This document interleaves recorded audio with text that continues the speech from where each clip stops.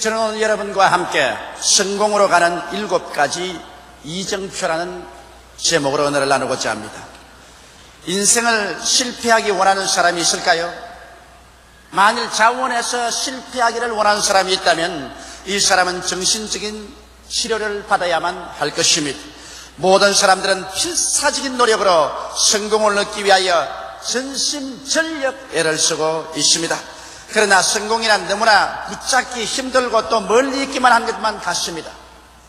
그러나 실상은 그렇지도 않습니다. 만일 우리가 성공을 가져올 수 있는 올바른 삶의 태도를 갖는다면 성공은 크고 작은 차이는 있을지 몰라도 우리의 매일매일의 생활 중에 체험할 수 있는 것입니다.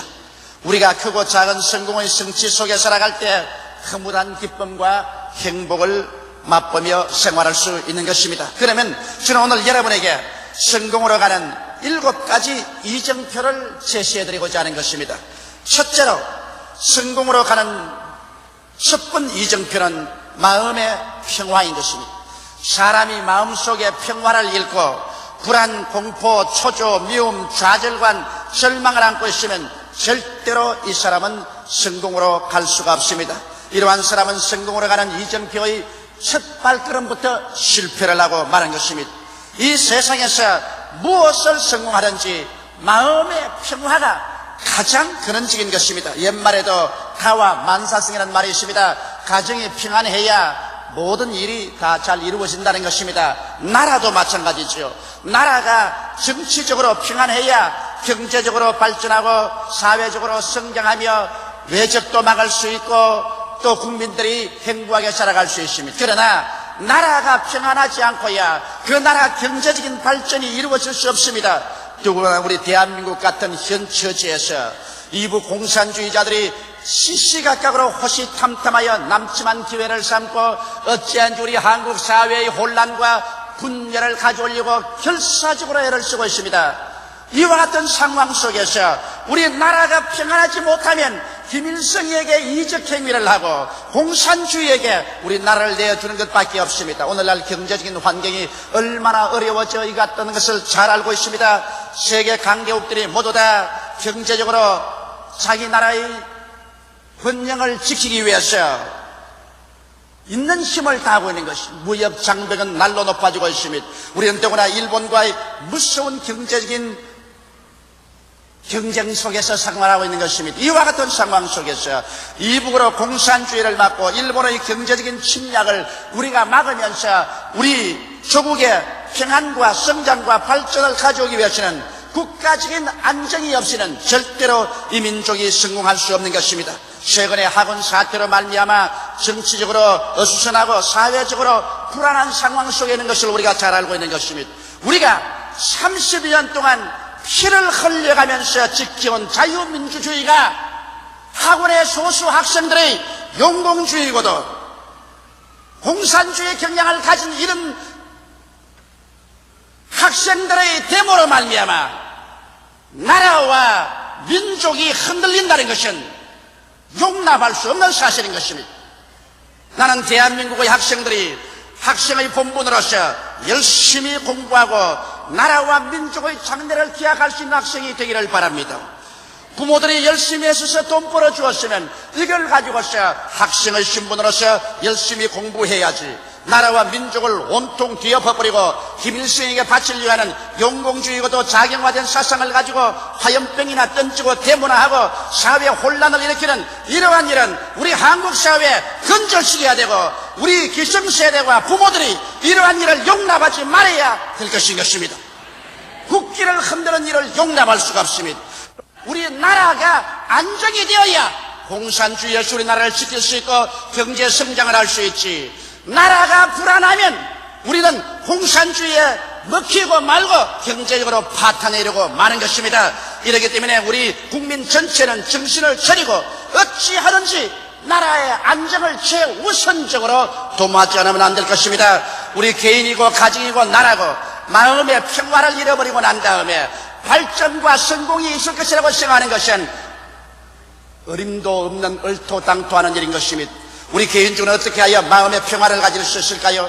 우리는 예수 그리스도의 십자가 밑에 나와서 깊은 마음의 평화를 얻을 수가 있는 것입니다. 그리스도의 십자가를 치러볼 때 죄를 짓고 불의하며 추악하며 버림을 받아야 마땅한 우리 인생들인데도 불구하고 십자가의 보배로운 피로 죄사함을 받았으며 성령을 받아서 하나님의 능력에 의지할 수 있으며 치료의 약속을 부여잡고 또 저주에서 해방된 확신을 얻으며 죽었으나 영원히 살 수 있는 소망을 십자가에서 얻을 수 있기 때문에 남녀노소 빈부귀천할 것 없이 누구든지 예수 그리스도의 십자가 밑에 나와서 엎드릴 때 그 마음속에 불안, 공포, 초조, 미움, 좌절감, 절망을 다 벗어버리고 그리스도 안에서 영원히 잘됨같이 범사에 잘되며 강건하고 생명을 때 넘치겠는 소망을 가지고 신뢰를 가지고 마음의 평화를 가질 수가 있는 것입니다.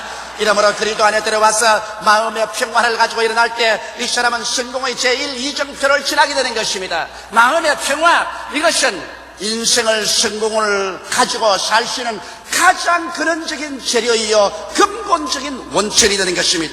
둘째로 성공적인 인생을 사는 이정표는 꿈을 가져야만 한다는 것입니다.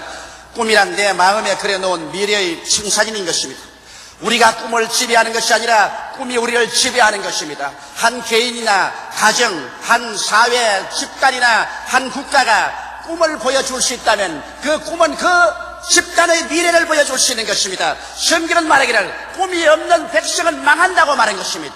이러므로 여러분 우리의 삶에 있어서 내일에 대한 밝은 청사진인 꿈을 가지고 있을 때 그 꿈이 여러분과 나를 지배하고 다스리고 이끌어 나가고 우리 가운데 기적을 산출해 주는 것입니다. 꿈이 없이는 아무런 일도 이루어지지 않습니다. 아브라함은 나이 75세 하나님께로부터 꿈을 받자 그는 75세라는 연노한 그 삶을 완전히 극복하고 이스라엘의 조상이 될 수가 있는 것입니다. 모세는 80이 되었을 때 그는 광야에서 버림받은 하나의 목동이었으나 하나님께로부터 꿈을 얻자마자 그는 꿈을 완전히 그 마음속에 소유하고 꿈이 그 인생을 지배했어요. 80노구의 지팡이 하나 짚고 애굽으로 건너가 300만 이스라엘 백성을 430년 동안 종놀이하던 세계적인 강대국인 애굽에서 이끌어낼 수가 있는 것입니다. 꿈은 여러분 새로운 인생을 향한 위대한 창조력을 발휘하는 것입니다. 우리 교회는 이제 명실공히 50만 성도에 도달하게 되었습니다.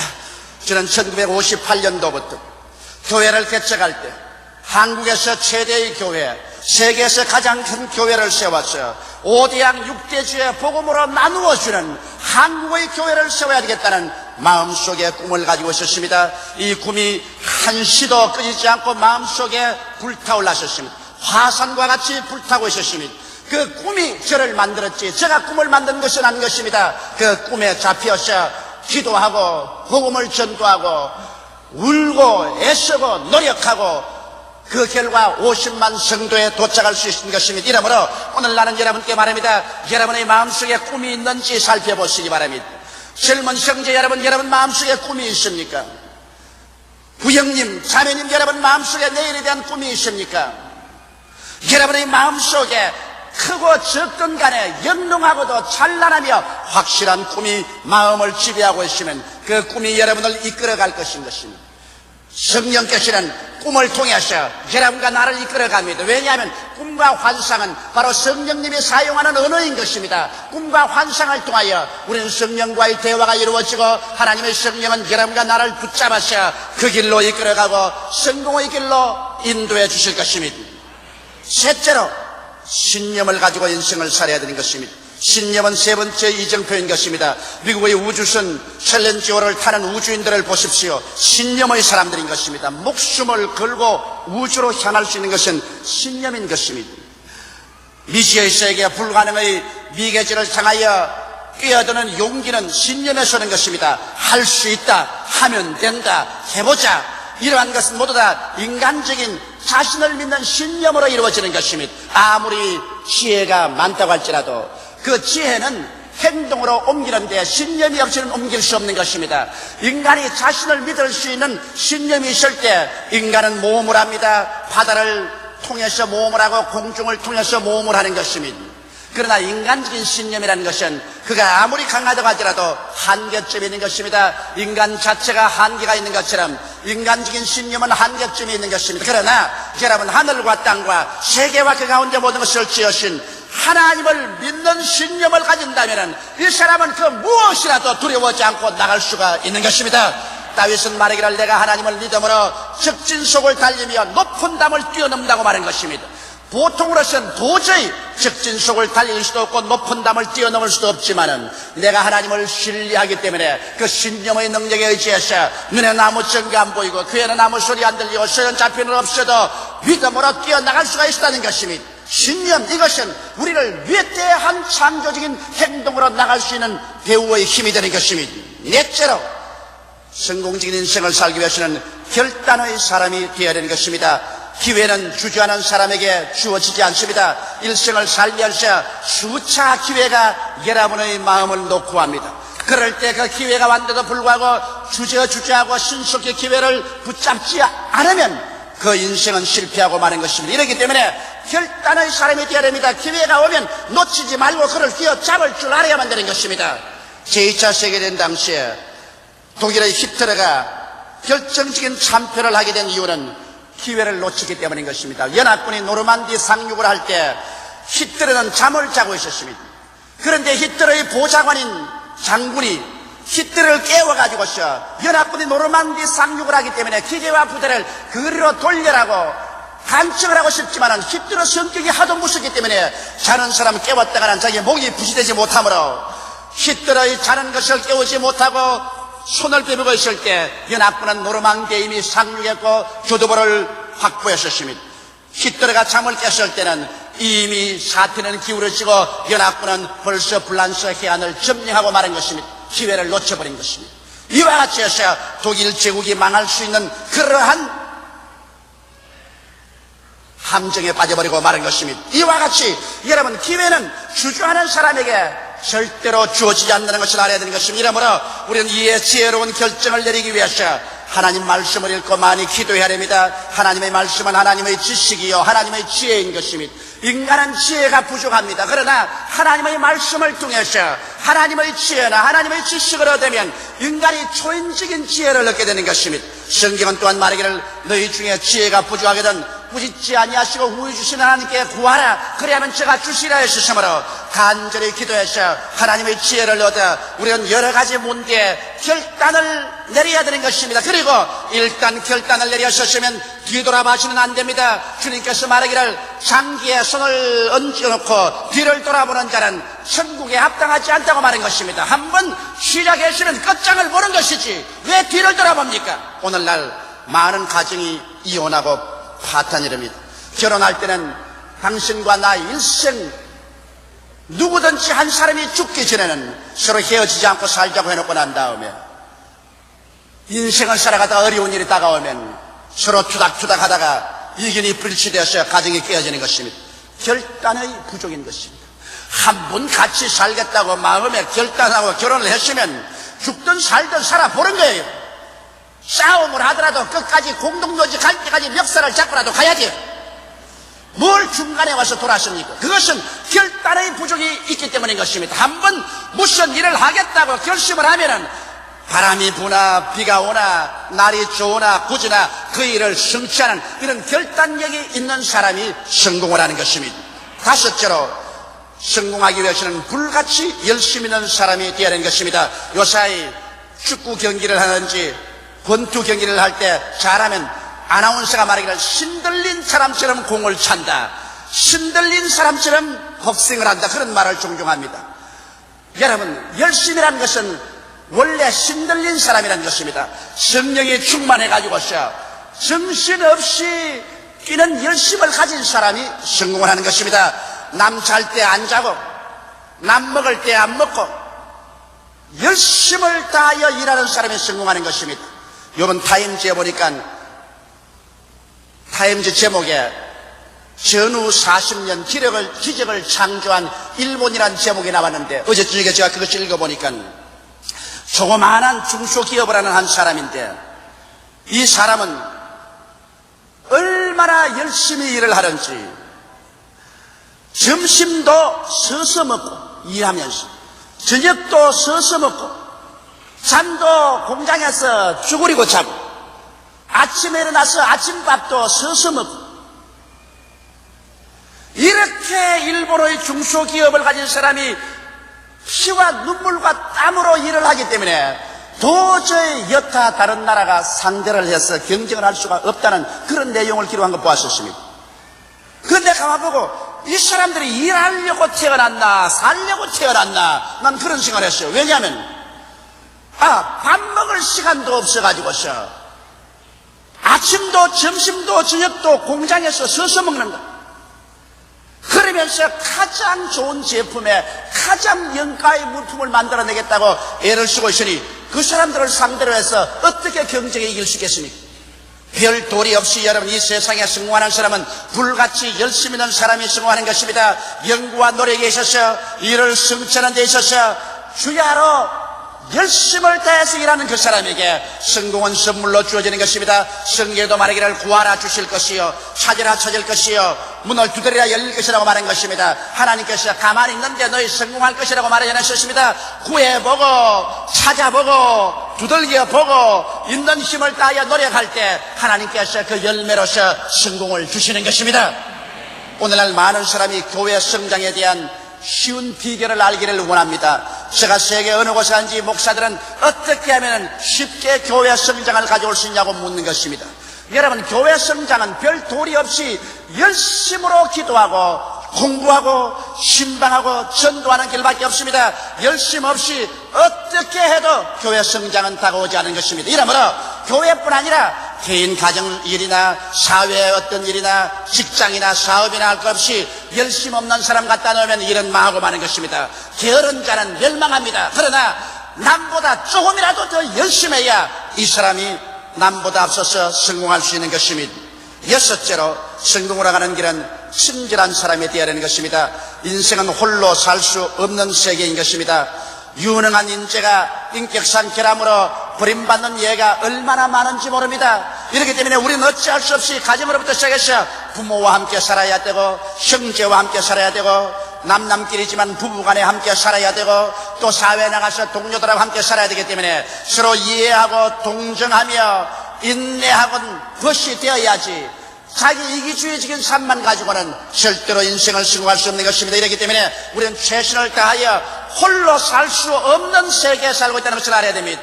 인생은 절대로 고립해서 살 수가 없는 것입니다.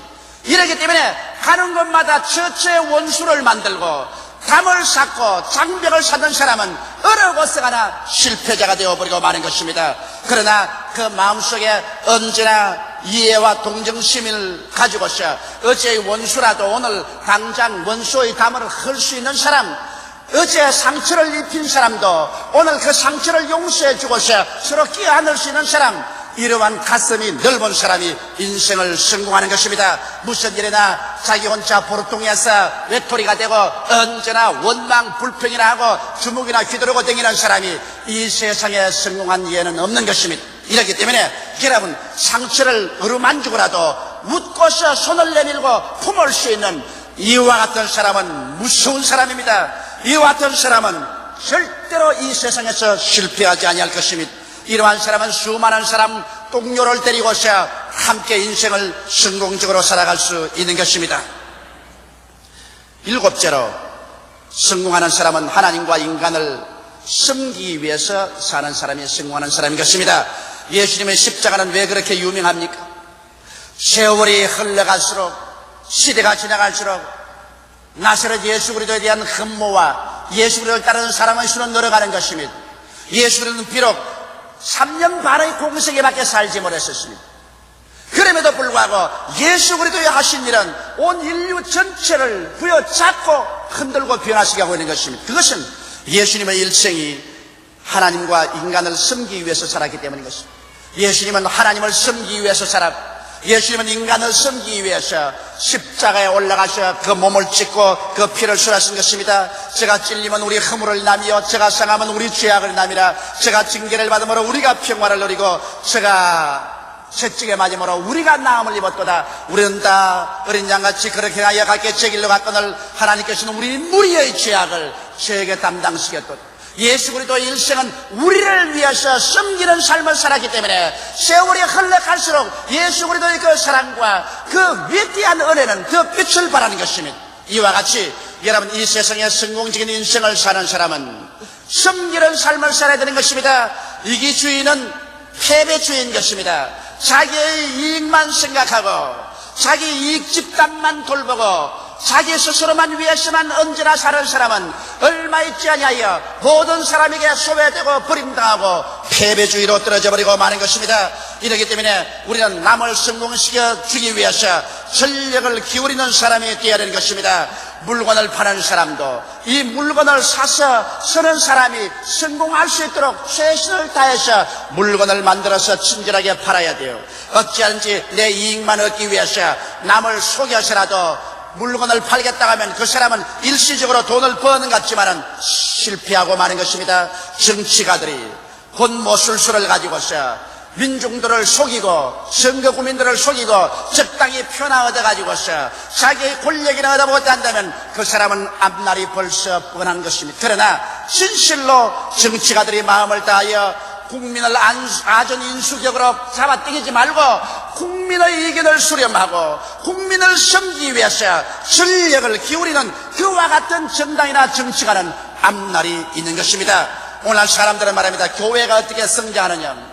여러분, 교회를 세워놓고 난 다음에 사람들을 오라고 한다고 옵니까? 교회가 전력을 다하여 성도들을 섬기고 성도들이 영혼이 잘됨같이 범사에 잘되며 강건하도록 애를 써서 기도하고 성공시키도록 섬기면 교인들이 오지 말라고 해도 찾아오게 되는 것입니다. 이와 같이 한 가정의 평화도 그와 같은 것입니다. 남편이 아내 보고 너는 나만 섬기라고 하면 그 가정의 긴장이 늘 돕니다. 또 아내가 남편을 보고서 당신 나만 섬겨라, 요 사이는 여권 신장이다, 이렇게 하면 그 가정에 또 긴장이 도는 것입니다. 남편은 아내를 섬겨주고 아내도 남편을 섬겨주고 부모는 자식을, 자식은 부모를 서로서로 섬겨서 서로서로 성공시켜 주려고 하면 서로서로 미안한 생각도 생기고 고마운 생각도 생기고 그러므로 말미암아 화목이 이루어지고 성공적인 가정을 이룰 수가 있는 것입니다. 이러므로 하나님과 인간을 섬기기 위해서 사는 사람, 그러한 집단, 그러한 국가만이 성공할 수가 있는 것입니다. 사랑하는 성도 여러분, 오늘날 성공은 여러분과 나에게 와 있습니다. 여러분과 나를 향해서 손짓을 하고 있는 것입니다. 우리가 마음의 평화와 꿈을 가지고 신념을 가지며 결단의 사람이 되며 불같이 열심 있는 사람으로서 일하고 친절한 사람이 되며 하나님과 인간을 섬기기 위해서 인간을 사는 그와 같은 삶의 태도를 취하면 성공은 여러분에게 다가오는 것입니다. 아무리 지혜가 있고 총명하고 유능한 사람이라도 이와 같은 인생의 올바른 태도를 갖지 못하면 그러한 사람은 절대로 성공하지 못하는 것입니다. 사람들은 성공이라고 말하면 기상천외의 큰 일이 성취됨을 생각할 때가 많습니다. 그러나 인생 일생을 통하여 수많은 작은 일들의 성공이 궁극적으로 큰 성공을 가져오게 되는 것입니다. 행복한 가정을 성공시키는 것, 성공적인 부부관계, 성공적으로 자녀를 키우는 일, 이웃 사람들에게 존경과 사랑받는 인물이 되는 것 등 성공으로 가는 이정표를 지날 때마다 우리들은 자기 수양과 대가를 지불하면서 가면 성공하게 되는 것입니다. 오직 여러분과 내가 인생을 성공하고 살 때만 마음에 참된 기쁨과 행복을 가져옵니다. 이 세상의 실패자를 불러보십시오. 그리고 그들이 마음속에 행복한가 물어보십시오. 실패자가 행복한 일은 절대로 없습니다. 크고 작은 일에 내가 꿈꾸는 것을 성공시키고 성취시킬 때 마음에 흐뭇함과 만족과 기쁨과 행복이 다가오는 것입니다. 우리는 인생의 올바른 삶의 자세와 태도를 취함으로 크고 작은 모든 일에 참으로 성공하면서 살아갈 수 있는 것입니다. 다 같이 고개 숙여 기도드리겠습니다. 사랑이 많으시고 거룩하신 우리 아버지 하나님, 우리는 매일매일 일에 부딪히면서 삽니다. 적은 일, 큰 일, 수많은 일을 해결해야 됩니다.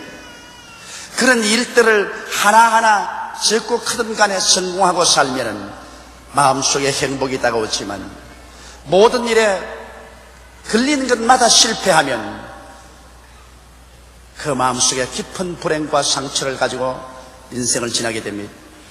아버지 하나님, 오늘 이 시간에 인생을 성공하고 살 수 있는 올바른 마음의 자세를 가지게 도와주시옵소서. 예수 그리스도 십자가 앞에 나와서 우리 일생을 맡김으로 오중복음과 삼박자 축복으로 마음에 끝없는 평화를 가지게 도와주시옵소서. 동남풍이 불고 서부풍이 불어도 마음에 십자가를 통해서는 평화를 놓치지 않게 하여 주시옵소서. 우리 아버지 하나님이시여, 우리의 마음속에 조촐한 것이나 큰 것이나 모르다 내일에 대한 아름다운 꿈의 청사진을 가지고 살게 하여 주시옵소서.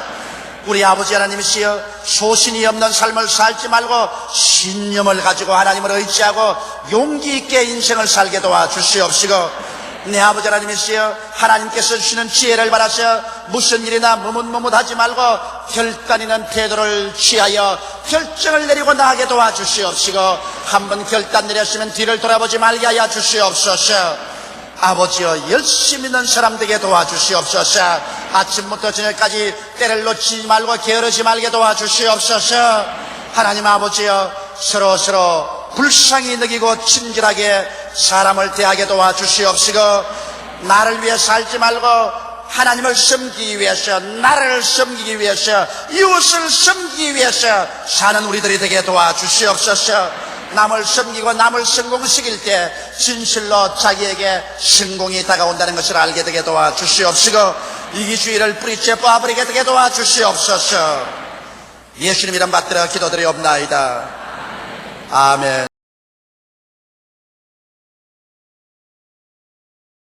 저는 여러분과 함께 오늘 보혈의 신비라는 제목으로 은혜를 나누고자 합니다. 기독교는 십자가의 종교입니다. 사도 바울은 고린도전서 1장 22절로 24절에 이렇게 기록했습니다. 유대인은 표적을 구하고 헬라인은 지혜를 찾으나 우리는 십자가에 못 박인 그리스도를 전하니 유대인에게는 그리끼는 것이요 이방인에게는 미련한 것이로되 오직 부르심을 입은 자들에게는 유대인이나 헬라인이나 그리스도는 하나님의 능력이요 하나님의 지혜니라. 예수님께서는 십자가에 못 박여 보배로운 피를 다 흘리셨습니다. 예수님이 흘리신 그 보배로운 피는 신비스러운 구원의 위대한 능력을 그 속에 가지고 있습니다. 예수님의 보혈에 대한 지식과 신앙을 갖지 않고는 하나님의 은혜와 축복 및 위대한 승리적인 신앙생활에 들어갈 수가 없습니다. 그러므로 저는 오늘 이 시간에 보혈의 신비스러운 그 능력에 관해서 여러분과 함께 은혜를 나누고자 하는 것입니다. 첫째로 죄인과 보혈과의 관계를 말씀해 드리겠습니다. 우리는 하나님의 형상과 모양대로 시험을 받은 아담과 하와의 후손들입니다. 아담과 하와는 에덴 동산에서 하나님을 반역하고 사망의 선고를 받았습니다. 성경은 말씀하기를 죄의 값은 사망이라고 하셨습니다. 죄를 지은 영혼은 죽으리라고 말했습니다. 아담과 하와는 하나님을 반역하고 범죄함으로 말미암아 영혼이 죽었고 에덴에서 쫓겨나왔고 그 후손들은 잉태할 때부터 죄 중에 잉태하고 태어날 때부터 죄인으로 태어난 것입니다. 이러므로 온 인류가 아담 안에서 다 죽은 상태에 있었습니다. 누구도 자기의 선한 행위나 올바른 행실을 통해서 죄에서 사망에서 노연함 받을 수가 없는 비극적인 운명이 바로 인간인 것입니다. 누가 우리 사람들을 이 비극적인 죄악에서 용서해 줄 수 있겠습니까? 죄의 빚을 인간의 힘으로는 청산할 수가 없습니다. 왜냐하면 죄값으로 모두 다 죽어야만 하기 때문에요. 스스로가 죽고 난 다음에 다시 부활할 수 없는 것이 인간인 이상 죄값을 갚을 도리가 없습니다. 그런데 성경은 말씀하시기를 하나님이 세상을 이처럼 사랑하사 독생자를 주시니 누구든지 저를 믿으면 멸망하지 않고 영생을 얻으리라고 말씀하는 것입니다. 하나님께서 죄인들을 사랑하여 주셔서 우리의 죄값을 대신 짊어지고 우리를 위해서 하나님 앞에서 심판을 받아주실 하나님의 독생자 예수 그리스도를 하나님께서 보내주신 것입니다. 천사가 사람을 위해서 대신 죽을 수가 없습니다. 하나님도 사람을 위해서 대신 죽을 수가 없습니다. 사람이 죄를 지은 이상 사람이 사람의 죄를 위해서 대속할 수가 있는 것입니다. 그렇기 때문에 하나님의 아들 예수께서는 성령으로 말미암아 동정녀 마리아의 몸을 통해서 이 세상에 오셨고 사람으로 오셨음으로 말미암아 사람 가운데서 죄 없이 33년을 사시고 주님께서 급기야 온 인류를 대표하셔서 십자가에 올라가 그 몸짓고 피를 흘리심으로 말미암아 인류의 죄를 청산하게 된 것입니다. 성경은 말씀하기를 피 흘림이 없은즉 죄사함이 없다고 말한 것입니다. 죄의 값은 반드시 피를 흘려야 되는 것입니다. 그런데 죄 없이 태어난 하나님의 아들 예수 그리스도, 죄 없이 일생을 살아신 예수 그리스도, 그 하나님이요 사람이 참 사람이요 참 하나님 예수께서 십자가에 올라가셔서 바로 여러분을 위해서, 나를 위해서, 우리 대신하여 피를 흘리신 것입니다. 이렇기 때문에 예수 그리스도의 보배로운 피는 이제 모든 인생들의 죄악을 다 청산해버리고 말한 것입니다. 우리의 과거의 죄, 현재의 죄, 미래의 죄 할 것 없이 주 예수 그리스도 앞에 나와서 그 보혈을 바라보면 그 보혈은 우리의 죄악을 모두 다 청산하고 아버지의 보좌 앞에 지금 전시되어 있는 것입니다. 아버지의 성전에 그 보혈이 뿌려짐으로 말미암아 이제 아버지 하나님께서는 인간을 바라볼 때 보혈을 통하여 하나님께 나오는 사람에게 죄를 정할 수가 없습니다. 그렇기 때문에 죄를 지었음에도 불구하고 못났음에도 불구하고 버림을 받아야 마땅함에도 불구하고 죄 지은 그대로 못난 그대로 빈손든 그대로 우리 하나님께 나오면 하나님께서 오늘 이 시간 즉시로 그 예수 그리스도의 보혈로 우리의 죄를 용서해 주시는 것입니다. 이것은 종교를 통해서 되는 것이 아닙니다. 수양과 도덕을 통해서 되는 것이 아닙니다. 좋은 행실을 통해서 되는 것은 아닙니다. 오직 우리 위해서 십자가에서 피를 흘려주신 나사렛 예수 그리스도를 믿음으로 말미암아 값없이 그 피로서 구원을 받는 것입니다. 이러므로 보혈의 공로 없이 오늘 천국에 들어갈 사람은 아무도 없습니다. 보혈이야말로 바로 지상에서 천국으로 올라가는 하나님이 만드신 고속도로인 것입니다. 이 보혈을 통하지 않고서 그 누구도 죄에서 용서함을 받을 수가 없는 것입니다. 이렇기 때문에 오늘 죄인들에게 가장 좋은 소식은 하나님의 아들 예수 그리스도께서 그 피를 흘리심으로 말미암아 형언할 수 없는 그 피의 값으로 우리의 모든 죄가가 다 도말되었다는 것을 우리는 선전하고 전도해야 될 것인 것입니다. 예수 그리스도의 피값이 얼마나 크기 때문에 하나님께서는 그 피값을 통해서 여러분과 나의 죄값을 다 청산해버리고도 남음이 있는 것입니다. 이러므로 이제 예수 그리스도의 피를 힘입어 우리는 하나님 앞에 담대하게 나아갈 자격을 얻게 된 것입니다. 피를 통해서 하나님께서 우리를 볼 때 우리의 죄를 찾을 수가 없는 것입니다. 예수의 보혈을 통하여 여러분과 나는 하나님처럼 의롭게 되어버리고 말한 것입니다. 마치 평생에 죄를 한 번도 안 지은 사람처럼 되어버리고 말하셨으며 하나님 앞에 설 때 부끄럼 없이 설 수 있는 자격을 얻었으며 마귀가 여러분과 나의 생에 손가락으로 참수할 수 없게 되어버리고 말한 것입니다. 이러므로 보혈의 능력과 권세란 승언할 수 없는 것입니다. 이러므로 오늘 누구든지 예수 그리스도의 보혈을 믿고 나오면 남녀 노유 빈부 귀천할 것 없이 모두 다 구원을 받을 수가 있는 것입니다. 이러므로 죄인과 보혈의 관계는 끊을래야 끊을 수 없는 위대한 관계인 것입니다. 이것이 바로 기독교가 세상 어떤 다른 종교보다 다른 것입니다. 세상 다른 종교는 자기의 의로운 행실이나 그렇지 않으면 윤리나 도덕적인 행위나 제사를 통해서 구원을 받으려고 하지만은 예수 그리스도의 기독교는 그리스도의 십자가에 흘리신 보배로운 피를 통해서 구원을 받는 것입니다. 둘째로 마귀와 보혈의 관계를 우리 한번 알아보십시오. 마귀와 귀신들은 예수님의 보혈을 가장 무서워하고 미워하는 것입니다. 여러분께서 마귀와 귀신들이 얼마나 예수 그리스도의 보혈을 무서워하고 떤다는 것을 알았더라면 마귀와 귀신의 역사를 무서워하지 않았을 것입니다. 왜 마귀는 예수 그리스도의 보혈을 그렇게 두려워하는 것입니까? 마귀는 사망의 장자입니다. 마귀는 사람이 타락하기 전에 먼저 타락했고, 마귀는 사람이 죄짓기 전에 먼저 죄지었고, 마귀는 사람이 죽기 전에 먼저 영적으로 죽어서 쫓겨나셨습니다. 사망의 장자인 것입니다. 그런데 이 마귀의 꾀임을 받아서 아담과 하와가 하나님을 반역하고 나왔기 때문에 아담과 하와와 그 인류는 마귀의 부하가 되어버리고 말한 것입니다. 사망의 장자가 사망의 찾아들인 인생들을 모두 다 소나기에 넣고 말한 것입니다. 그에 따라서 이 세상은 하나님께서 아담에게 주었는데 아담이 마귀에게 굴복함으로 말미암아 이 세상 모든 권세가 마귀의 손에 들어가고 마귀는 세상 임금이 되었습니다. 그래서 온 인류를 하나님께로부터 분리시키고 도적질하고 죽이고 멸망시키고 지옥에 떨어지도록 마귀는 전력을 다한 것입니다. 그러므로 마귀는 인류 타락 이후로 예수님 오시기 전까지 이 세상에서 임금 노릇을 했습니다.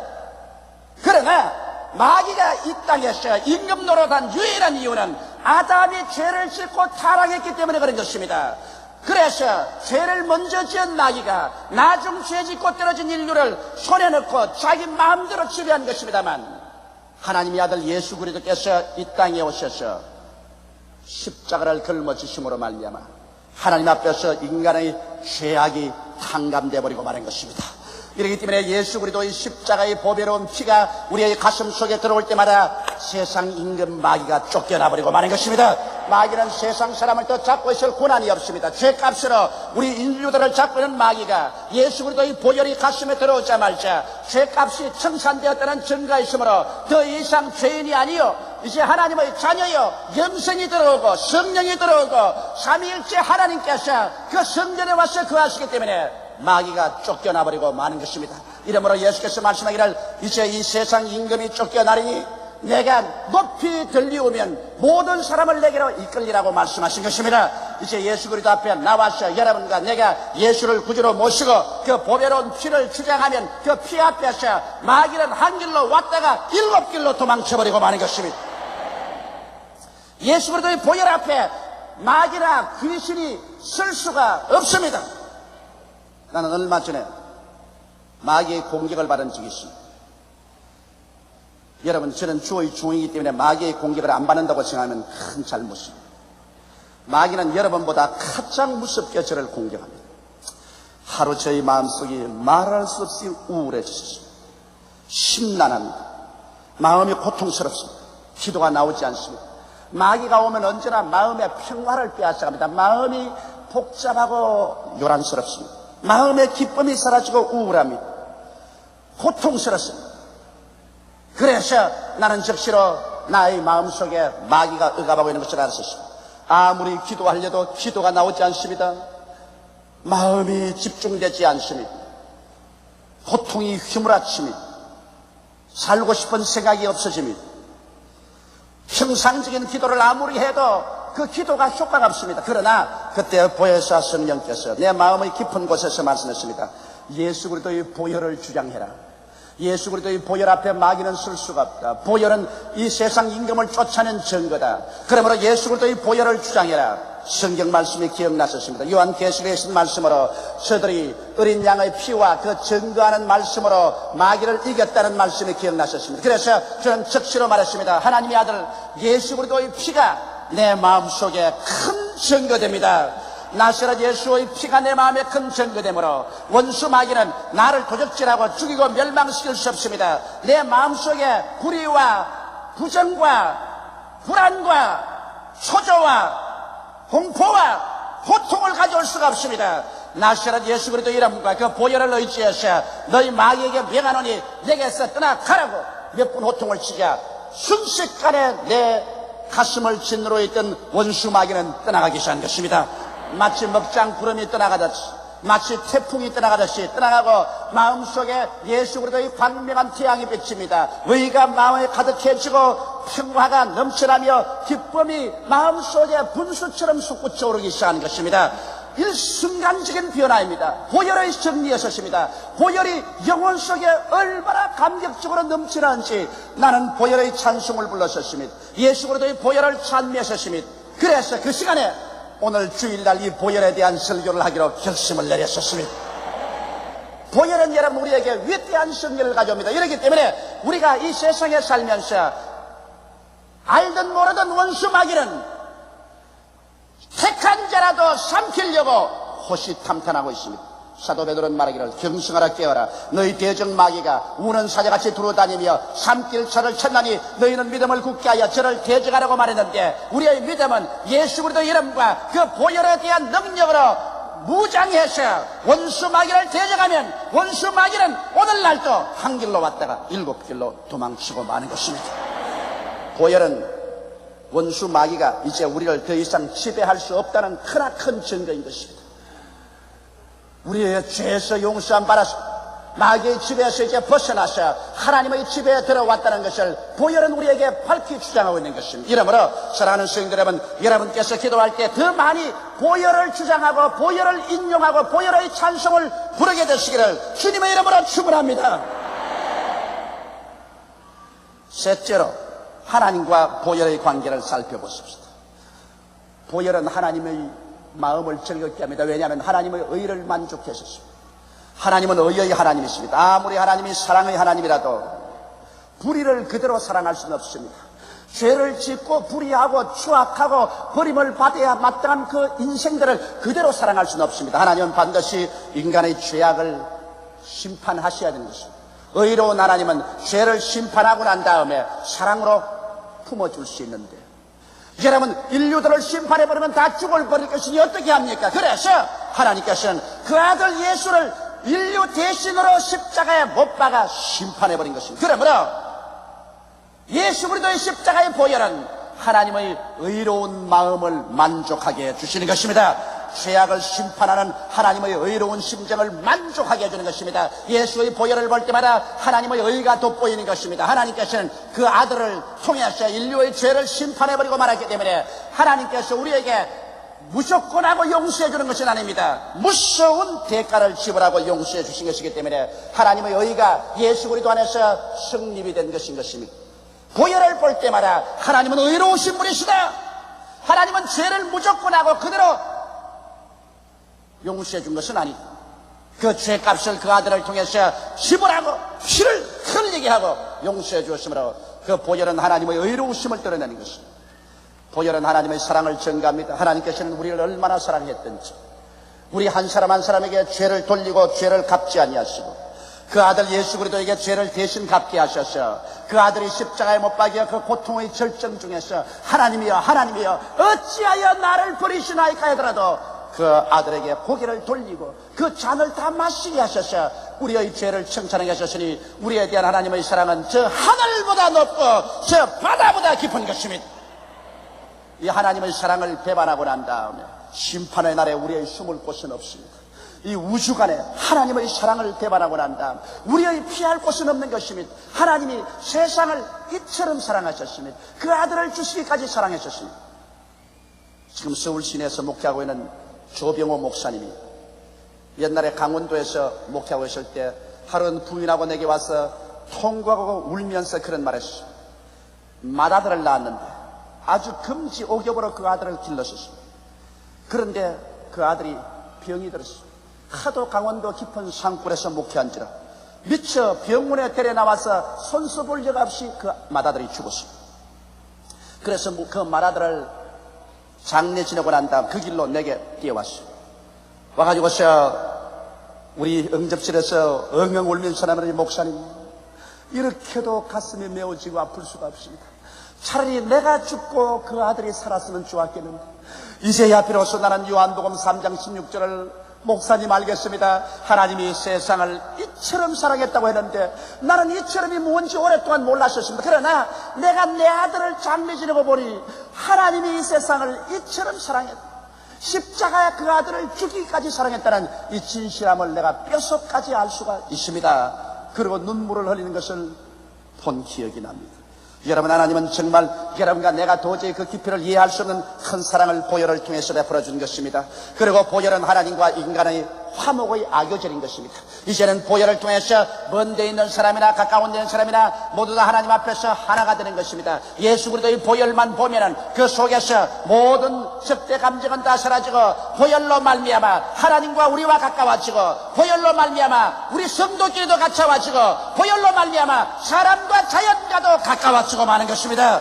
보혈은 그 속에 화목케 하는 위대한 능력이 있는 것입니다. 우리가 다 하나님 앞에서 원수된 자들이었는데 보혈은 하나님의 손과 인간의 손을 잡아서 악교풀처럼 붙여 화목했었습니다.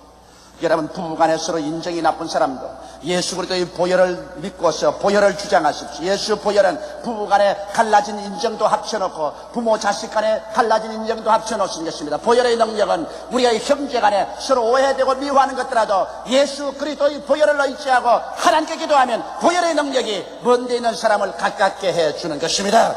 이러므로 보혈은 여러분과 나를 화목케 하는 위대한 힘이 있어서 보혈을 통하여 하나님의 성령은 화목케 하는 위대한 역사를 베풀어 주시는 것입니다. 여러분, 오늘날 사람들은 모두 다 성령 충만하기를 원하지만은 하나님의 성령은 보혈이 없는 곳에 절대로 오지 않는 것입니다. 피가 있는 곳에 성령이 계시고 성령이 임하신 곳에는 예수의 보혈을 성령은 자랑하게 되는 것입니다. 피 흘림이 없는 곳에 성령의 역사가 있을 것이라고 생각하지 마십시오. 오늘날 교회에서 사회개혁 제도나 하고 이 세상 사만 이야기하고 보혈에 대한 이야기를 안 한다면 성령의 역사는 사라지는 것입니다. 성령이 계신 곳에는 그리스도의 보혈을 돋보이게 합니다. 성령은 그리스도의 보혈에 대한 계시를 줍니다. 그리고 보혈이 있는 곳에는 성령께서 임하시는 것입니다.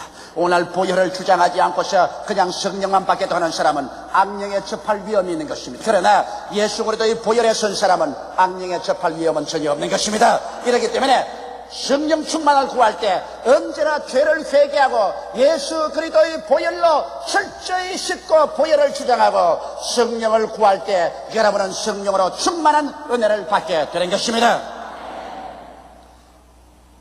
넷째로 보혈의 외침을 오늘 들어보십시다. 오늘 읽은 성경 말씀 가운데 보면 의인 아벨의 피보다 더 낫게 말하는 뿌린 어린 양의 피라고 말한 것입니다. 의인의 아벨의 피는 말을 했었습니다.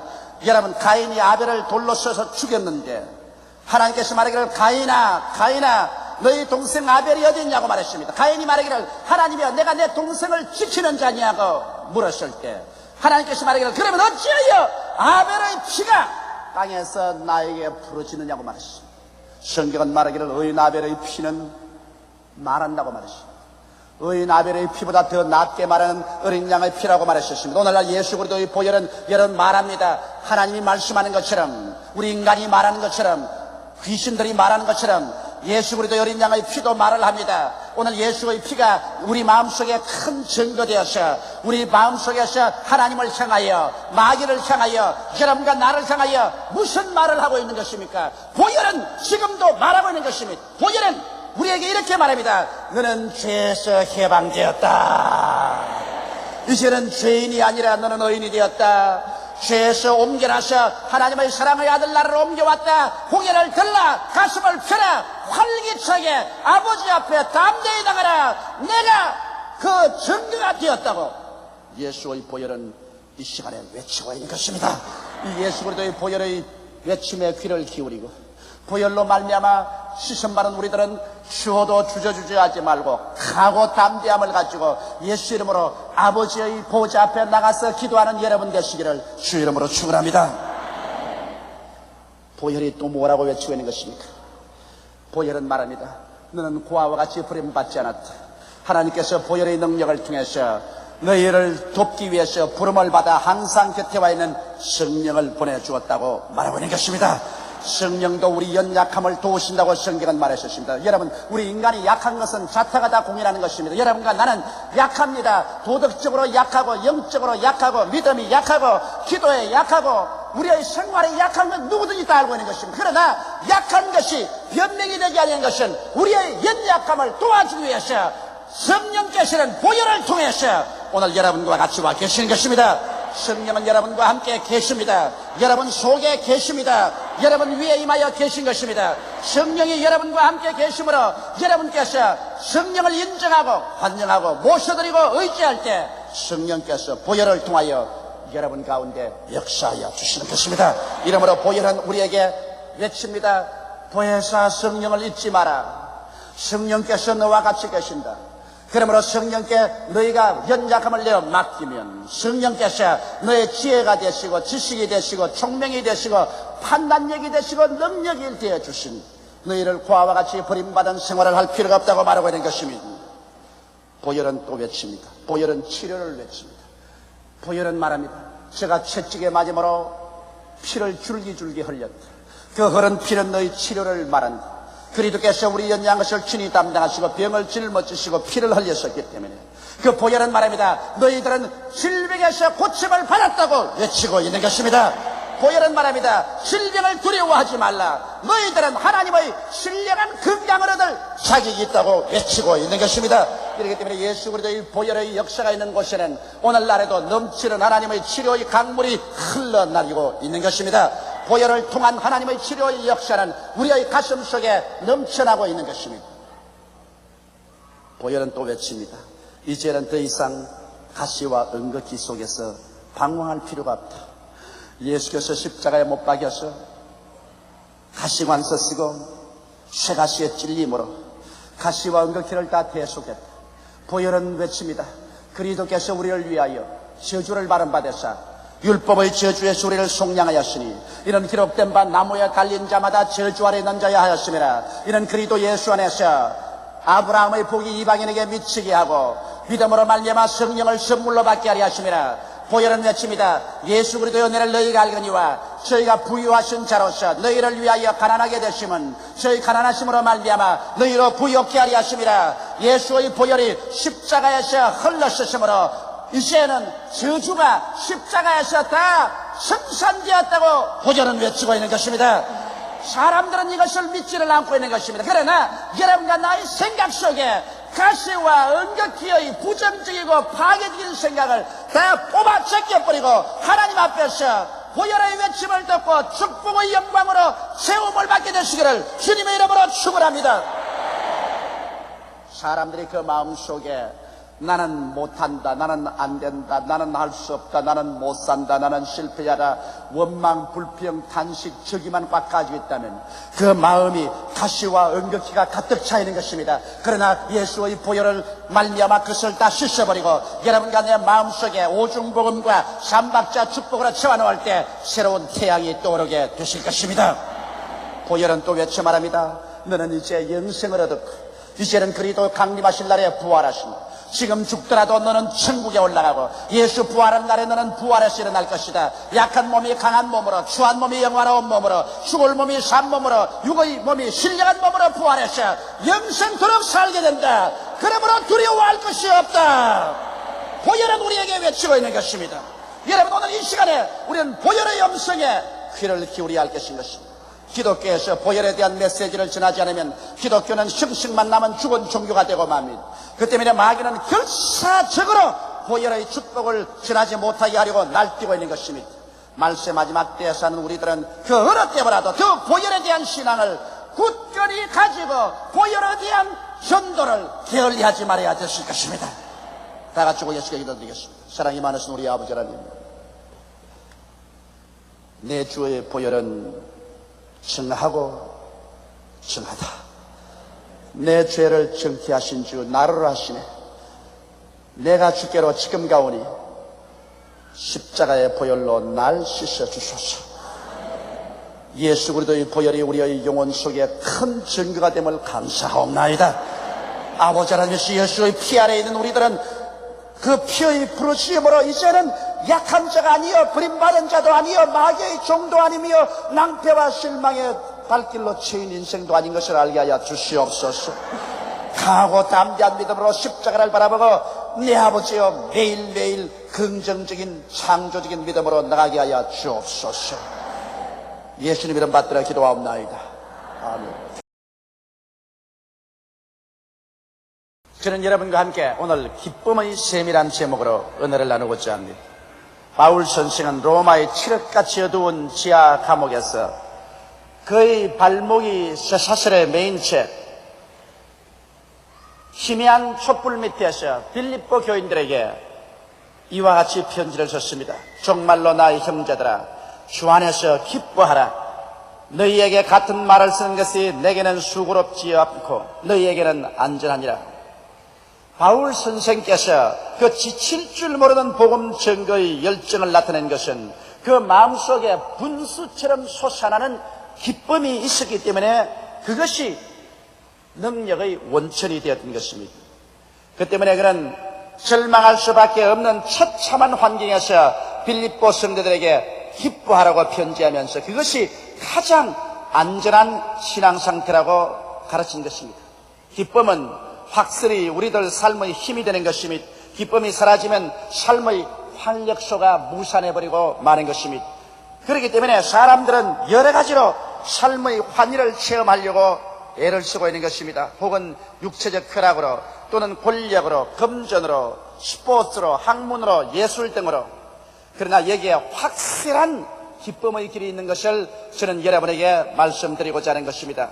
첫째로 우리가 진실로 변치 않은 기쁨을 얻기 위해서는 기쁨의 원천이 되시는 하나님께로 돌아와서 하나님과의 올바른 관계를 맺어야만 하는 것입니다. 시편 16편 11절에 보면 주의 앞에는 기쁨이 충만하고 주의 우편에는 영원한 즐거움이 있나이라고 기록하고 있는 것입니다. 하나님은 바로 기쁨이신 것입니다. 주의 앞에 나가도 기쁨이 충만하고 주의 우편에 가도 즐거움이 넘치는 것입니다. 이렇기 때문에 우리가 변치 않고 사라지지 않은 영원한 기쁨을 소유하려면 하나님 앞에 나아가 하나님과 우리의 사이에 올바른 관계를 맺어야만 되는 것입니다. 오늘 세상에 기쁨이 사라지고 어느 곳에 가나 염려, 근심, 불안, 초조, 절망, 슬픔과 우울증이 꽉 들어찬 세상에서 사람은 서로 미워하고 핥히고 살성하고 있는 것입니다. 오늘 우리 사람들의 마음속에 진실한 기쁨과 행복을 가져올 수 있게 하기 위해서는 하나님과의 올바른 관계를 불가불 맺지 아니하면 안 되는 것입니다. 이것이 없이는 가정의 화평도 있을 수가 없고 부부간의 애정도 깊이 계속될 수가 없습니다. 이웃 간의 사랑도 계속할 수가 없는 것입니다. 사람의 마음속에 기쁨과 즐거움이 사라지면 이 사람들의 마음에 남는 것은 유일하게 분노와 미움밖에 없어지는 것입니다. 그런데 우리의 조상 아담과 하와가 하나님을 반역하고 에덴에서 쫓겨나자마자 기쁨이 사라져버리고 말았습니다. 그래서 그의 맏아들 가인이 둘째 아들 아벨을 돌로 쳐서 죽이는 비극이 생겨났던 것입니다. 그때로부터 시작해서 모든 인류는 아담의 혈통에서 태어난 자마다 하나님과 원수가 되어 태어나고 하나님과 버림받은 상태에서 태어납니다. 죄악이 하나님과 우리 사이를 갈아놓았기 때문에 하나님의 기쁨을 받아서 소유할 수가 없게 된 것입니다. 어떻게 해서 우리가 하나님 앞에 죄를 청산하고 기쁨을 얻을 수가 있겠어요? 그것은 유일하게 하나님이 우리에게 제시한 그 길밖에 없는 것입니다. 우리 인간의 수단과 방법이나 의로운 행위로서 우리의 죄악을 도말시킬 수는 절대로 없는 것입니다. 유일하게 하나님께서 세상을 이처럼 사랑하사 독생자를 주신 그 은총을 입는 길밖에 없는 것입니다. 죄 없이 예수께서 동정녀 마리아의 몸에 태어나셔서 33년 세상에 계시고 우리의 죄를 대신해서 십자가에 올라가셔서 하나님 앞에서 형벌을 받으사 몸을 찢고 피를 다 쏟으심으로 그 고통받으시고 죽으신 공로로 말미암아 이제 와서 죄를 지었음에도 불구하고 못났음에도 불구하고 버림을 받아야 마땅함에도 불구하고 남녀, 노유, 빈부, 귀천 알 것 없이 하나님 앞에 나오면 하나님께서 우리의 죄를 다 용서하고 무죄 백방시켜 주는 것입니다. 이러므로 하나님 앞에 나가서 우리 죄가 용서를 받고 하나님과 우리와의 화목이 이루어질 때 비로소 하나님의 기쁨이 우리의 마음속에 넘쳐나게 되는 것입니다. 하나님께서 우리 아버지가 되시고 우리가 하나님 품에 안길 때 주의 앞에는 기쁨이 충만하고 주의 우편에는 영원한 즐거움이 있나이라고 노래한 시편 기자의 체험을 할 수 있는 것입니다. 사람이 예수를 믿고 여러분 중생했다고 말하는데 중생의 내적인 가장 두드러진 증거는 무엇이겠습니까? 진실로 예수를 믿고 중생한 사람은 그의 마음속에 기쁨이 있다는 것입니다. 종교를 받아들인 것이 아닙니다. 기독교란 형식을 받아들인 것이 아닙니다.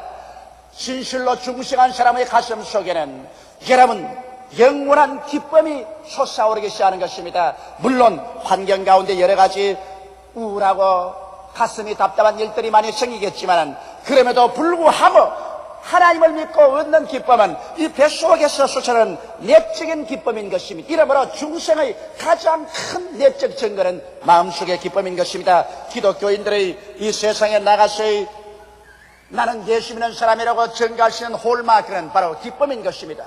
예수 믿는 사람들이 그 마음속에 기쁨을 상실했을 때는 그는 무언지 모르게 하나님과 담이 쌓여지기 때문인 것입니다. 하나님과 자기 사이에 죄악이나 불순종의 담이 쌓아져서 거리가 멀어질 때 그 마음속에 기쁨도 사라지기 시작하는 것입니다. 그러나 하나님과 우리의 사이가 막힌 것이 없고 하나님이 내 안에, 내가 하나님 안에 있는 그런 체험 가운데 있으면 언제나 그 마음속에 기쁨이 넘쳐납니다. 바울 선생은 어둠침침한 로마의 지하 감옥에서 쇠고랑의 발목에 채있음에도 불구하고 그의 가슴 속에 넘쳐나는 기쁨이 있었습니다. 그 기쁨이 바울에게 만난을 무릅쓰고 모든 고통을 인내하면서 그는 전도할 수 있는 위대한 힘과 용기의 근원이 되었던 것입니다.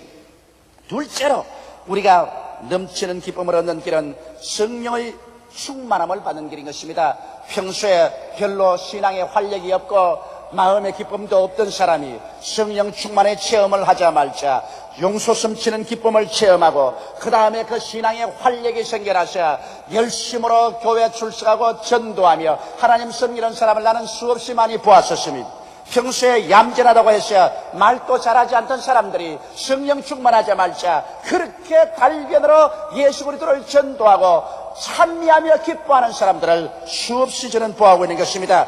처음 성령 받은 초대교회 신도들의 기록을 사도행전 2장 46절로 47절에 이렇게 기록하고 있는 것입니다. 날마다 마음을 같이하여 성전에 모이기를 힘쓰고 집에서 떡을 떼며 기쁨과 순전한 마음으로 음식을 먹고 하나님을 찬미하며 또 온 백성에게 칭송을 받으니 주께서 구원받는 사람을 날마다 더하게 하시니라. 처음 성령 받은 성도들이 어찌나 마음에 기뻐하고 즐거워하고 그 기쁨과 즐거움 가운데 사람들을 섬기고 봉사했기 때문에 이로 말미암아 사람들에게 다 칭찬을 받았습니다. 그리고 이러한 기뻐하고 즐거움으로 사람들을 섬기는 것을 보고 수많은 사람이 감동하여 예수 그리스도를 믿고 나오더라고 말한 것입니다. 이러므로 기쁨을 상실한 교회는 성령을 잃어버린 교회인 것입니다. 오늘날에도 우리가 성령으로 충만하면 교회가 기쁨이 충만합니다. 찬송의 기쁨이 있고 기도의 기쁨이 있는 것입니다. 봉사의 기쁨이 넘치는 것입니다. 이러므로 성령 충만하여 그 마음속에 기쁨이 넘치는 생동하는 교회, 이러한 교회가 하늘나라 위에서 위대한 일을 할 수가 있고 사회에 기여할 수가 있는 것입니다. 셋째로 여러분, 우리의 마음속에 기쁨을 얻는 길은 하나님의 말씀을 연구해서 기쁨이 깊어지는 것입니다. 에레미야서 15장 16절에 내가 주의 말씀을 얻어먹었사오니 주의 말씀은 내게 기쁨과 내 마음의 즐거움이니다라고 말한 것입니다. 사람이 진리를 깨닫게 되면 그 진리가 가져오는 기쁨과 흔쾌함이란 말로 다 할 수 없습니다. 공자님도 말씀하시기를 아침에 도를 깨닫고 난 다음 저녁에 죽더라도 후회치 않는다고 말한 것입니다.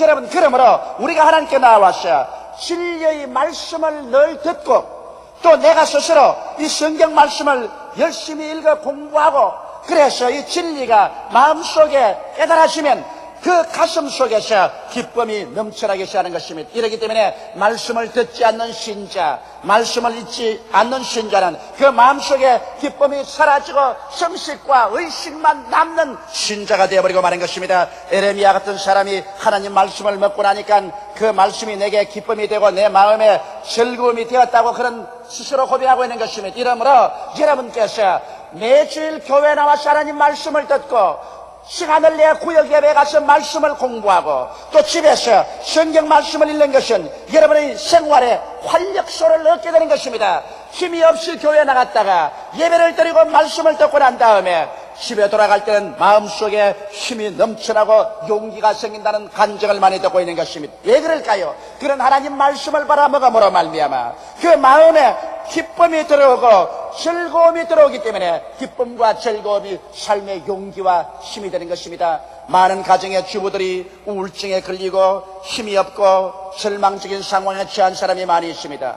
왜 그럴까요? 이는 그 마음속의 기쁨을 상실했기 때문인 것입니다. 마음의 기쁨이 사라지면 모든 것이 다 잿빛 인생으로 변하고 마는 것입니다. 잘 먹고 잘 입고 잘 사는 그 자체가 아무런 삶의 의미가 없어져 버리고 마는 것입니다. 그러나 마음속에 기쁨이 넘쳐나면 조그마한 민들레 풀 하나를 보고도 시가 넘쳐납니다. 무엇을 보더라도 삶의 환희가 넘쳐나는 것입니다. 이러므로 마음의 기쁨이라는 것은 우리 마음속에 양약이 되는 것입니다. 성경은 밝히 말하기를 마음의 즐거움은 양약이라도 마음의 슬픔은 뼈의 썩음이 된다고 말하고 있는 것입니다. 이렇기 때문에 오늘날 우리 사회에 필요한 것은 더 많은 기쁨이 필요한 것입니다. 여러분, 세상에서 얻는 부귀영화 공명을 가지고 얻는 기쁨이라는 것은 잠시 잠깐밖에 없는 것입니다. 외적인 자극으로 말미암아 얻는 기쁨이라는 것은 그 자극이 사라지게 되면은 기쁨도 사라져버리고 마는 것입니다. 우리에게 필요한 것은 내적으로 솟아나는, 그리고 누구든지 얻을 수 있는 이와 같은 기쁨이 절실하게 필요한 것입니다. 이와 같은 기쁨이란 우리가 하나님께 나와서 그 말씀을 듣고 말씀을 연구함으로 말미암아 말씀이 가져오는 기쁨에 붙잡혀서 사는 그 즐거움을 체험해야 하는 것입니다.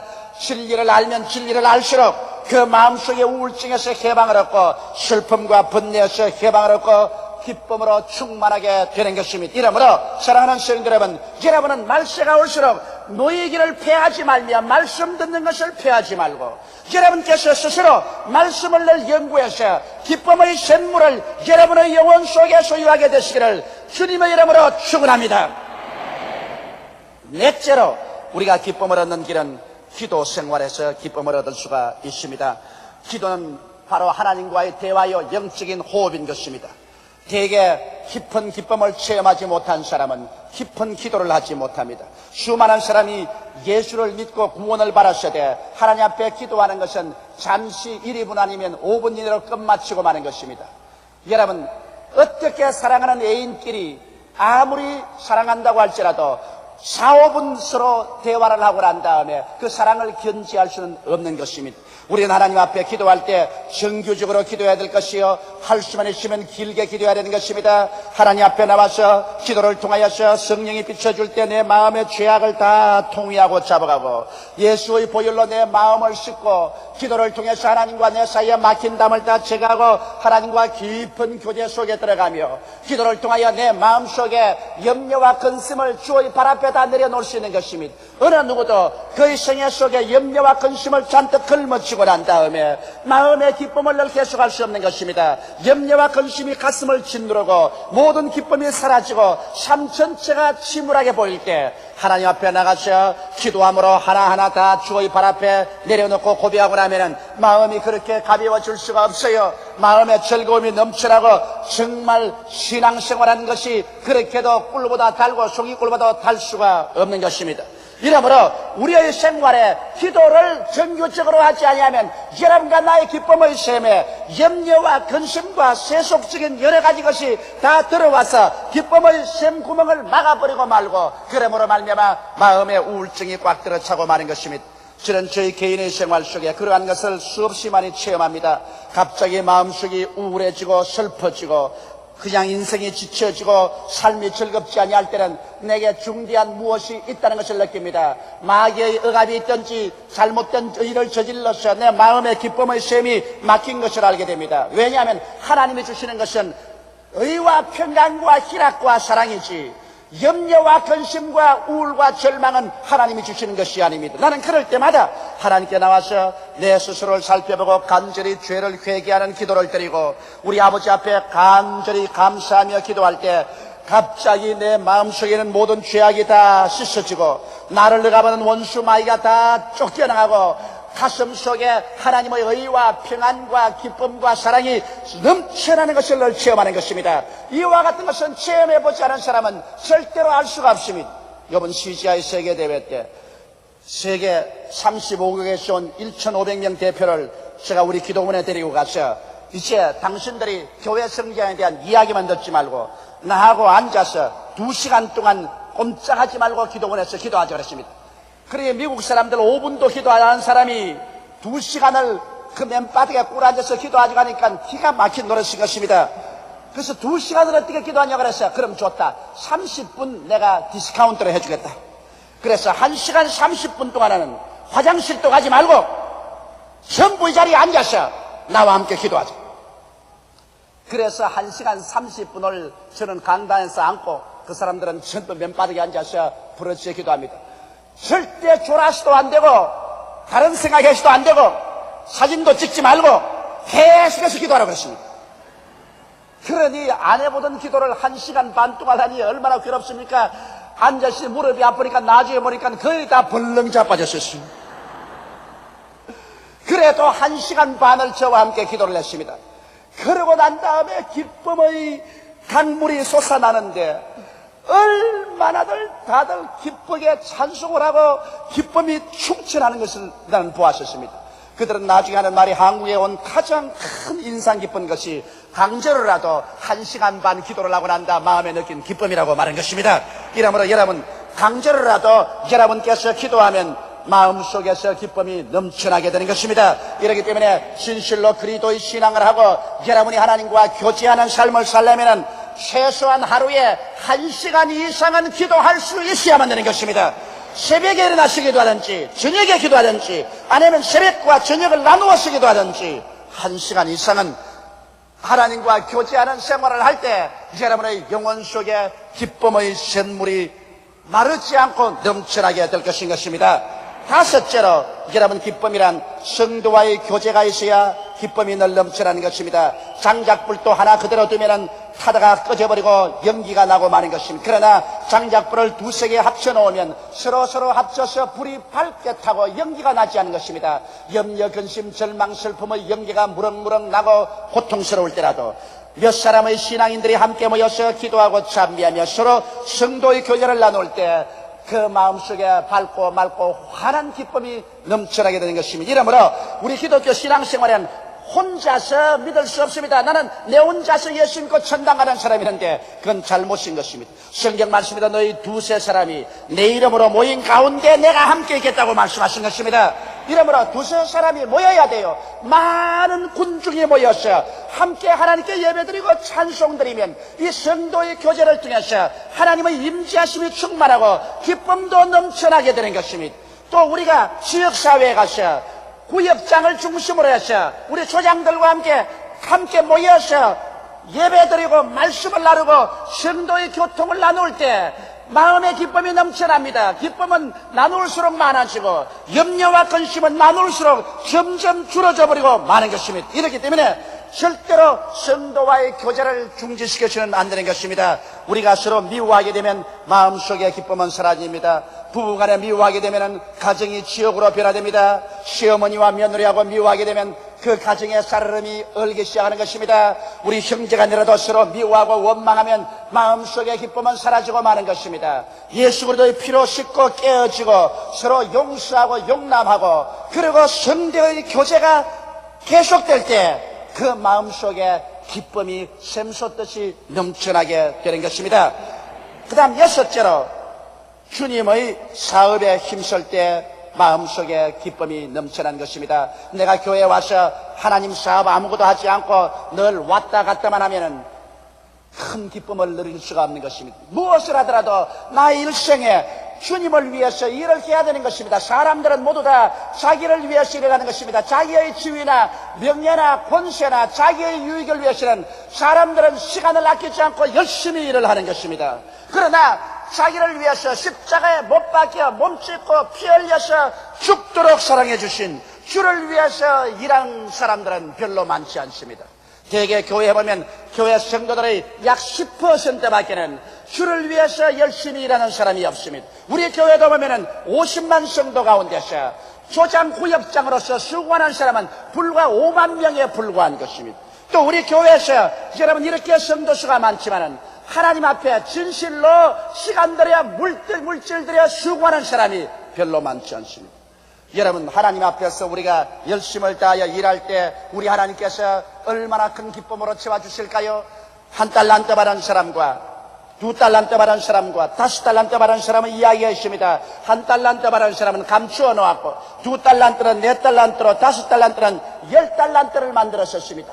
나중에 주님 앞에 가지고 나올 때 2달란트 받은 사람도 하나님의 기쁨에 참석하라고 말했고 5달란트 받은 사람도 아버지의 큰 기쁨에 참여하라고 말했는데 1달란트 받아서 숨겨놓은 사람은 이 위선자를 바깥에 두는데 내가 쫓아라 니를 갈미어 슬퍼함이시라고 말한 것입니다. 이처럼 우리가 하나님의 사업을 할 때 하나님의 기쁨에 참여하는 특권을 얻을 수 있지만 하나님의 사업을 하지 아니하면 오히려 어두움에 쫓겨나서 슬픔을 당하게 되는 것입니다. 이러므로 자기가 있는 처소에서 여러분 우리는 어찌하는지 하나님을 위해서 무엇이라도 일하겠다고 결심하고 그 일을 찾아내어서 하나님의 사업을 해야 되는 것입니다. 혹은 조장으로, 구역장으로 일해도 좋지만은 그것이 안 될 때는 내가 있는 처소에서 그리스도를 위해서 그 무엇이라도 조금만이라도 섬기고 일하는 세계를 찾아내야 될 것입니다. 그래서 내 마음속에 하나님이여, 나는 나 자신만 위해서 살지 아니하고 하나님의 영광을 위해서 조금이라도 기여하면서 삽니다고 말할 때, 그때 여호와 우리 아버지 하나님의 기쁨이 여러분과 함께하게 되는 것입니다. 기쁨이 사라진 삶은 가뭄에 메마른 산과 들처럼 모든 것이 불타고 잿빛으로 변해버리고 마는 것입니다. 기쁨이 넘치는 삶은 단비를 맞은 산천초목처럼 불어 싱싱하고 삶이 넘치며 힘차게 뻗어나가는 것입니다. 하나님께서는 성경에서 기뻐하라, 이것이 너의 힘이라고 말씀하고 있는 것입니다. 이러므로 환경에서 오는 반딧불 같은 기쁨이 아닌 속에서 솟아오르는 영원한 기쁨을 우리는 추구해야만 되는 것입니다. 이 세상에서 얻는 기쁨이라는 것은 진실로 잠시만에 사라지는 것입니다. 권력은 10년 동안 계속하는 법이 없습니다. 세상은 아무리 많으면 많을수록 눈으로 구경하는 것밖에 없지 실제로 자기에게 큰 기쁨을 주지는 않습니다. 육신을 통한 향락이라는 것은 얼마 있지 않으면 지쳐버리고 피곤해져버리고 더 짙은 육신의 자극을 요구하기 때문에 사람을 타락으로 이끌어가버리고 마는 것입니다. 진실하고도 건전한 기쁨은 여러분과 내가 하나님께 나와서 하나님을 알고 하나님과의 깊은 교제 상태에 들어갈 때 진실한 기쁨을 얻는 것이요, 성령으로 충만할 때 말할 수 없는 기쁨이 뱃속에서 생수가 강같이 넘쳐나시 기쁨이 넘쳐날 수 있는 것이요, 여러분과 내가 하나님 앞에 나와서 말씀을 연구하고 말씀 속에 깊이 있을 때 그 말씀으로 말미암아 진리를 깨닫는 희열로서 충만하게 되는 것이요, 하나님과 함께 기도할 때 그 기도를 통해서 내 자신의 모든 지각지가 다 청산되고 나의 외고집이 청산되고 하나님과의 깊은 교제 가운데 들어감으로 말미암아 또 마음속에 기쁨이 충만해지는 것이요, 성도들과 서로 사랑하고 서로 교제하며 앞에서 끌어주고 뒤에서 밀어주는 삶을 살 때 여러분의 마음속에 또한 기쁨이 충만하게 되는 것이요, 주님의 사업을 위해서 여러분께서 마음을 쓰고 주야로 힘을 쓸 때 그 대가로서 아버지의 기쁨에 참여하는 이런 능력을 허락해 주시는 것입니다. 이 세상에서 기쁨은 사람들이 돈 주고 살려고 무수히 애를 쓰는 것입니다. 오늘 교회에 들어와서도 교회에서 예배를 드리는 것이 형식과 의식만 가지고 예배드리고 기쁨이 없다면 이것은 하나의 종교적인 의식과 형식에 불과하는 것입니다. 많은 사람이 저를 공격하고 우리 교회를 공격하는 것을 나는 듣습니다. 왜냐하면 예배 의식이 장엄하지 못하고 교회에 와서 찬송 부를 때 박수를 치고 기도할 때 통성으로 기도하고 교인들이 자기의 감정을 마음대로 노출시킨다고 그와 같이 비난하는 사람이 있는 것입니다. 나는 그런 비난에 조금도 동요하지 않습니다. 사람이 세상에 살면서 황홀감, 엑스타시의 체험이 없이는 어떠한 사람도 살아갈 수 없습니다. 아무리 지성인이라도 그 마음속에 황홀감의 체험이 없이는 얼마 있지 않으면 다 지쳐서 쓰러져 버리고 마는 것입니다. 그런데 가장 많은 일반 대중이 가장 손쉽게 깊은 인생의 환희를 체험하면서 살 수 있는 길은 신앙의 길밖에 없는 것입니다. 재벌이 다 되어서 돈으로 환희를 느낄 수 없습니다. 육체적인 환락을 통해서 다 환희를 느낄 수는 없는 것입니다. 이 세상에 권력을 다 얻어서 기쁨을 느낄 수도 없는 것입니다. 모르다 특정인 예술가나 그렇지 않으면 스포츠맨에 대해서 기쁨을 누릴 수는 없는 것입니다. 그러나 누구든지 남녀노유 빈부 귀천할 것 없이 회개하고 예수를 믿고 하나님께 나와서 성령 충만, 말씀 충만, 기도 충만, 믿음 충만, 교제 충만, 하나님 위해서 일하는 것에 충만하면 이 세상에 무엇으로 경영할 수 없는 기쁨으로 충만하게 되는 것입니다. 이와 같은 신앙의 환희를 느끼게 되면 그런 모든 인생의 수고하고 무거운 짐을 걸머쥐고 갈 수 있는 힘이 생기는 것입니다. 기쁨이 없이는 이 세상에 어떠한 일도 해나갈 수가 없는 것입니다. 그러나 기쁨이 있으면 사도 바울 선생처럼 자기 모든 것을 다 희생하고 모든 것을 다 내어 던져버리고 날마다 얻어맞고 짓밟히고 채찍에 맞고 구박을 당하고 헐벗고 굶주리고 감옥에 들어가도 그런 지치지 않습니다. 왜냐하면 그 마음속에 기쁨이 솟아오르기 때문에 그런 것입니다. 그 기쁨이 바로 삶의 용기가 되고 동력이 되고 능력이 되어지는 것입니다. 그러므로 사랑하시는 성도 여러분, 그 누구나 다 나누어 가질 수 있는 기쁨, 그 기쁨이 바로 예수 그리스도를 믿는 믿음의 기쁨인 것입니다. 이러기 때문에 오늘 염려와 근심에 짓눌리고 마음이 피곤하고 지치며 우울하고 삶의 이욕을 상실한 여러분은 예수께로 나오십시오. 있는 그대로, 못난 그대로, 슬픈 그대로, 우울한 그대로 주님 앞에 나오십시오. 죄를 회개하고 예수를 구주로 모셔드리십시오. 하나님 품에 뛰어들어 가십시오. 기쁨이 샘물처럼 넘쳐나는 체험을 하게 되실 것입니다. 다 같이 고개숙여 기도드리겠습니다. 사랑이 많으신 우리 아버지 하나님, 기쁨이 없는 삶이란 산과 들에 쓰이는 허수아비와 같은 삶입니다. 찬란한 옷을 입혀 놓았지만은 삶에 아무런 이욕도 생명도 없어지고 마는 것입니다. 나의 아버지 하나님이시여, 요번 적십자 회담 때 이북에 갔다 온 우리 대표단들이 찍어온 텔레비전을 보았었습니다. 거리에 있는 사람들의 얼굴이 하나같이 다 대리석으로 깎아놓은 사람같이 무표정하고 기쁨이 없는 것을 보았었습니다. 내 아버지 하나님이시여, 기쁨이 없는 삶 속에는 활력이 없고 발전도 없습니다. 우리 아버지 하나님이시여, 천국은 기쁨으로 넘친 것은 하나님은 바로 기쁨이시기 때문인 것입니다. 여호와의 앞에는 기쁨이 충만하고 그 우편에는 즐거움이 가득하옵니다. 이러므로 천국에는 우리가 끝없이 기쁨으로 넘치는 삶을 사는 곳입니다. 이 땅에 사는 동안 예수를 구주로 모시고 성령 충만히 받고 하나님 안에서 신앙생활을 함으로 얻는 그 놀라운 기쁨 속에다 들어가게 도와주시옵소서. 믿지 않은 사람은 믿음의 기쁨에 들어오게 도와주시옵소서. 믿은 사람은 성령 충만의 기쁨으로 돌아오게 도와주시옵소서. 성령 충만한 사람은 말씀 연구의 기쁨 속에 들어오게 도와주시옵소서.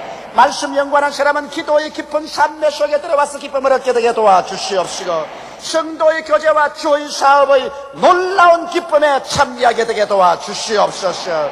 매일같이 샘솟는 기쁨을 가지고 모든 어려움을 헤치고 나가게 도와주시옵소서. 예수님 이름 받들어 기도드리옵나이다. 아멘.